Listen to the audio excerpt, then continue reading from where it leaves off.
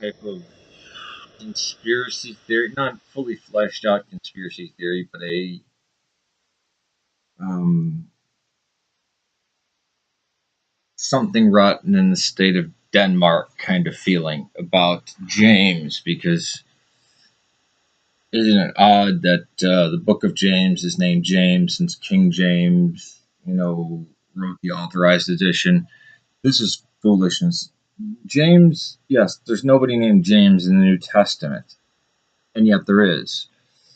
Um, the name would be Yaakov, and in Greek, Jakubus.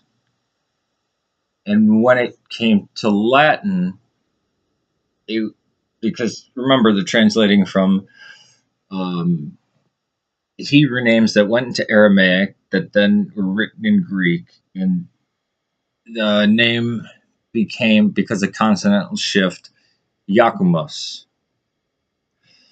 And through that, when rendering that into English, it became James. Just like when Elijah, written in the New Testament, it was written in the form of the Greek and it became Elias.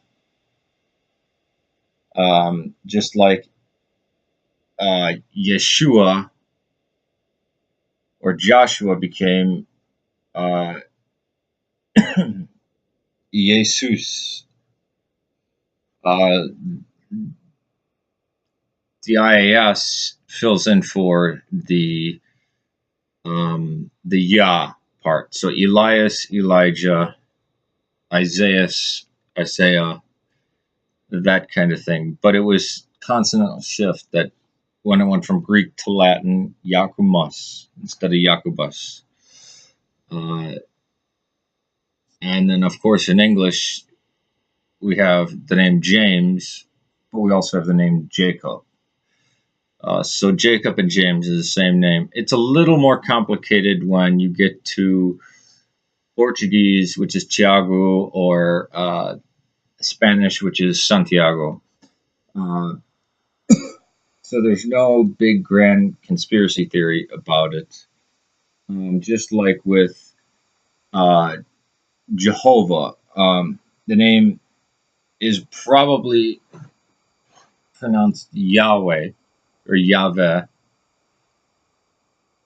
but the Karaites added the vowel markers for Adonai, because when they came to that, they said Adonai. They didn't try to pronounce it as, they didn't. But in English, people took the Karaite text who weren't Jewish and says, oh, it's Jehovah, blending um, the consonants of YHWH or YHVH with the vowels of Adonai. So there's no great conspiracy theory about James or James, Jacob, or Yahweh versus Jehovah. Peace to you.